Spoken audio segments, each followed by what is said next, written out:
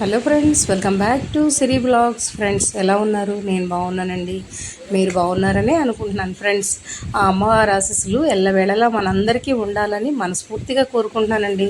ఈరోజు అమ్మవారికి మల్లెపూలతోనైతే అర్చన చేశానండి. చక్కగాన ఆవు పాలు నైవేద్యం పెట్టి అమ్మవారికి ధూపం దైపం నైవేద్యం ఇచ్చి, అమ్మ మా అందరినీ కూడా చల్లగా చూడమ్మా అని వేడుకున్నానండి.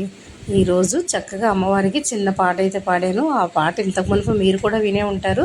సో మరోసారి అయితే అమ్మవారికి పాడదాం. సో ఆ పాట ఏంటంటే, అనకాపల్లి తల్లి కాలమ్మ నీకు దండం, ఆదిశక్తి రూపు నీకు శిరసుంచి మొక్కేము, తాటి మీద వెలిసిన తల్లి మొక్కులు చెల్లిస్తాము, పిల్ల పాపల సల్లంగా చూడు పసుపు కుంకాలిస్తాం, ఏటేటా నీ కాడికి వచ్చి పండగలే జరిపిస్తాం, కుండ కర్ర చేతును బట్టి సంతోషంగా వస్తాం, కొత్త వాస జాతరలోన కోళ్ళు గొర్రెలు వేస్తాం, నూకాలమ్మ తల్లి నీకు చీరలు గాజులు పెడతాం, దండాలమ్మ దండాలు నీ దాసులమొచ్చామమ్మ, వెండి బంగారాలే నీకు ఉండీలేయలేము, నిండు మనసుతో సరసంచి నీకు దండం పెట్టాము, దీవించి కలకాలం కాపాడమ్మా నూకాలమ్మ, వాడవాడలా జరిగే వేడుక చూసి మురిసి నేల, బారులు తీరిన భక్తులు చేసే ఆనందాల కేళ, బండి వెనక బండి గట్టుకు వచ్చిన భక్తుల్ని చూడాలా, ఇసుక వేసిన